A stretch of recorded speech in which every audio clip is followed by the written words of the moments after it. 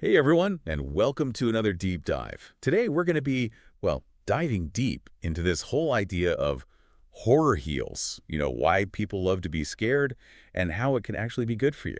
And to really unpack this, we're going to be looking at a couple of conversations with Andre Gower. From the Monster Squad. Exactly. He was on the Horror Heals podcast recently.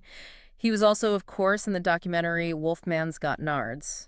Such a great title. It really is. But anyway, Gower had some super interesting things to say about horror and the community around it.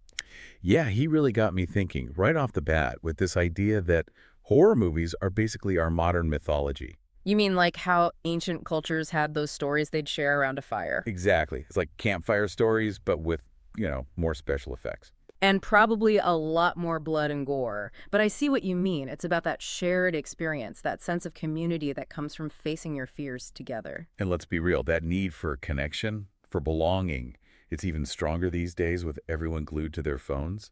Yeah. Sometimes you just need that reminder that you're not alone, that other people get you. Totally. It's like you're all in on the same inside joke, facing those primal fears together. Imagine a horror convention, right?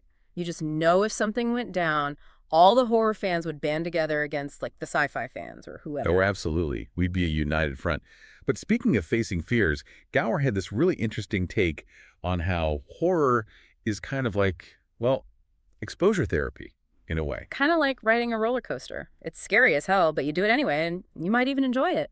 It's about pushing those boundaries, getting comfortable with being uncomfortable, but in a safe, controlled environment. Exactly. And that's what's so cool about horror. It allows you to tap into those primal fears, those fight or flight responses, but without any real danger. It's like a workout for your nervous system. So instead of just calming your anxieties, you're facing them head on. It's like bring on the chainsaws and creepy clowns. Right. And Gower would probably say there's no better example of this than the Monster Squad itself. Oh, for sure. That movie sparked such a dedicated and kind of unexpected fandom. It's wild how a film that on the surface is this fun monster mashup has resonated with people for decades. Gower talked about how he didn't fully realize the impact the movie had until he started going to these horror conventions and meeting the fans. It's amazing how those conventions become these gatherings for people who truly get it. Speaking of, didn't he tell a story about Duncan Regehr, who played Dracula? Oh, yeah. About how Regehr is like the most regal guy in real life. It took him a while to understand the whole convention scene, but once he leaned into the Dracula persona, the fans went crazy. See, that's what I love about those events. It's Yeah. like you get to step into this world where it's not only okay to be passionate about this stuff, but it's celebrated. It gives everyone permission to be their authentic selves, even if that self happens to love creepy dolls or zombie movies. Totally. And on a more heartwarming note, Gower also talked about meeting a pregnant fan at a convention who was determined to share her love for the Monster Squad with her kid. Years later, she brought her child to another convention. Oh, wow. That's real dedication right there. It is, and it shows the generational impact of these films, how they can create these lasting connections between people. Yeah, maybe, just maybe, they're passing down a bit of that resilience and courage we were talking about. It's like horror becomes this unexpected family tradition. Exactly. Like, here's how to face your fears, kiddo. Now let's go watch a werewolf movie. Mhm. It's wild to think about this whole horror heals thing. Like, we talk about escaping reality, but then we immerse ourselves in these stories about, pretty messed up stuff. It's true, but maybe that's part of the appeal, right? It's like this weird paradoxical thing where we find comfort in confronting the things that scare us. And let's be real, there's something undeniably thrilling about being scared, even when you know it's not real. Like, why else would we put ourselves through it? Our brains are wired for it, believe it or not. When we experience fear, even in a controlled setting like watching a movie, our bodies release adrenaline, dopamine, all those fun chemicals. It's that fight or flight response kicking in. So even though we're safe on our couches, our bodies are still reacting as if we're in actual danger. It's like, dude, chill, it's just a movie. But that primal part of our brain, it's not convinced. Nope. And filmmakers know exactly how to push those buttons. The jump scares, the creepy music, the slow, agonizing buildup of tension, it's all designed to elicit that physiological response. Yeah, it's like a carefully orchestrated dance of fear. Yeah. But then there's that moment right after the scare when you catch your breath, maybe even laugh a little, and you feel strangely good. Exactly. That's the catharsis Gower was talking about. It's a release, a safe way to process those intense emotions that we often bottle up in everyday life. It's like The world tells us not to be scared, to be brave, to keep it together. Wow. But horror movies, they're like, screw that. Let it all out. And in that release, there's a strange kind of freedom, a permission to feel those things, to acknowledge that, yeah, life can be scary and gross and unpredictable, but we're still here and we're dealing with it. But it's more than just cheap thrills, right? Yeah. I mean, Gower also made this point that horror can be a way to process some pretty heavy stuff, things we usually avoid talking about. Absolutely. Death, loss, violence, the fragility of life. Horror doesn't shy away from those darker aspects of the human experience. If anything, it shines a spotlight on them. It's like holding up this funhouse mirror to society. It's distorted, sure, but it makes you look twice at things you might otherwise ignore. And in doing so, horror can be incredibly insightful, even subversive. It challenges our assumptions, makes us question our beliefs, maybe even inspires us to work towards positive change. So it's not just about escaping reality. It's about engaging with it, even the tough stuff, in a way that's both entertaining and thought-provoking. Exactly. And let's not forget the power of metaphor and allegory. Often, those monsters on screen, they represent something larger.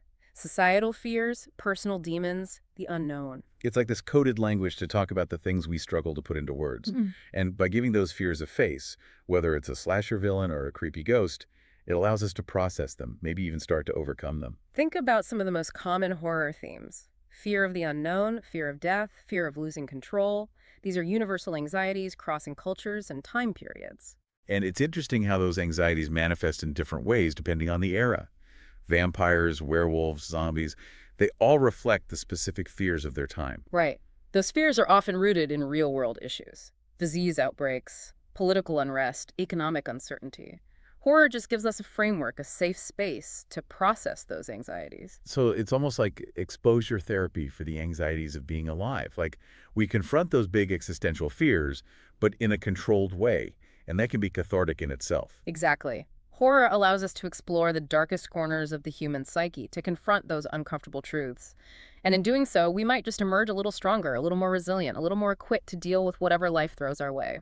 And this all ties back into what we were discussing earlier about the horror community.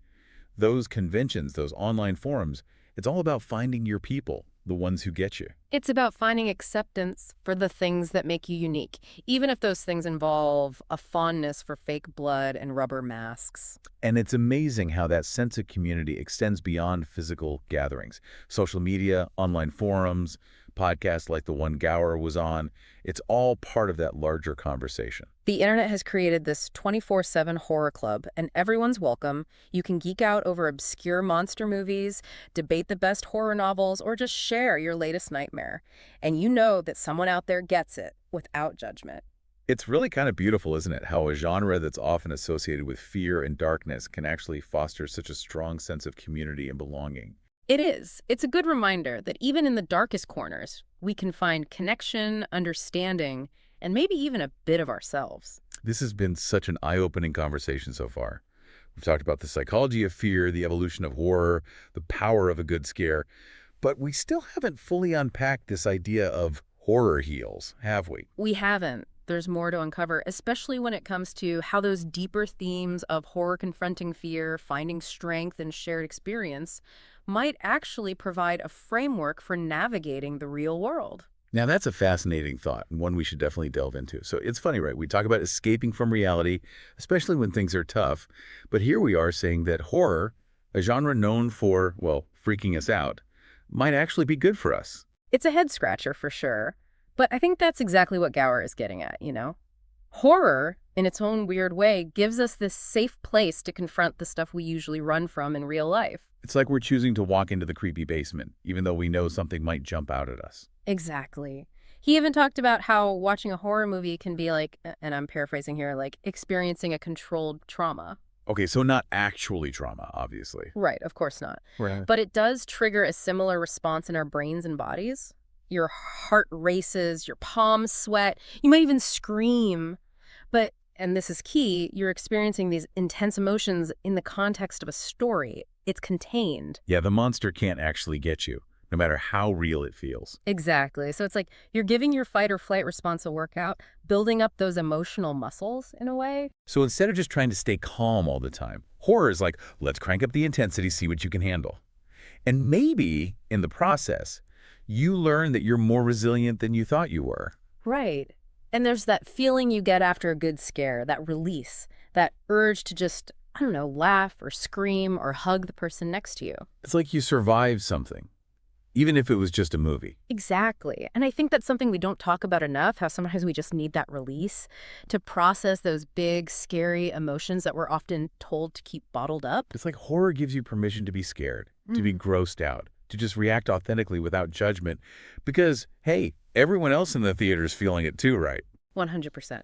And that's where I think this whole horror heals idea gets really interesting. It's not just about individual catharsis. It's about that shared experience, that feeling of, oh, you get it. You understand this weird, dark part of me that actually finds this enjoyable.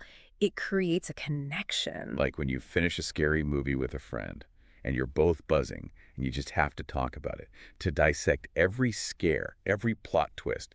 It's a bonding experience. Totally. It's about finding your people, your tribe, the ones who get you, even the parts that you might think are a little strange. And that sense of belonging, of being seen, is powerful. But what I find really fascinating is how Gower believes these lessons we're talking about confronting fears and finding strength and shared experience, they have implications that go beyond the movie theater. Oh, absolutely. I mean, think about the world we live in. It often feels like we're bombarded with bad news, uncertainty. It's easy to feel overwhelmed, even powerless. You end up feeling like you're just bracing yourself for the next bad thing, and that takes a toll. It really does.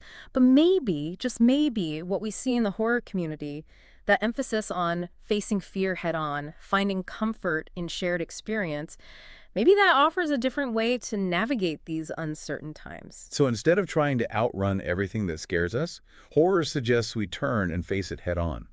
Lean into the discomfort, find the dark humor if we can. And you know what? It might not be as scary as we think, because often when we shine a light on those fears, they lose a bit of their power over us. That is an incredibly empowering message. And it really makes you think there's more to this genre than meets the eye. That maybe, just maybe, horror, with all its blood and guts, is actually trying to teach us something valuable about ourselves and the world around us. It might be a wild ride, but there's a good chance we'll come out the other side a little braver, a little more understanding, and maybe even a little more prepared for whatever life throws our way. That is a fantastic note to end on. It seems there's a lot more to this whole horror heals idea than just cheap thrills. So to our listeners, next time you find yourself reaching for that horror movie, remember, you're not just looking for a scare. You're tapping into a rich tapestry of human experience, exploring those dark corners of our shared psyche.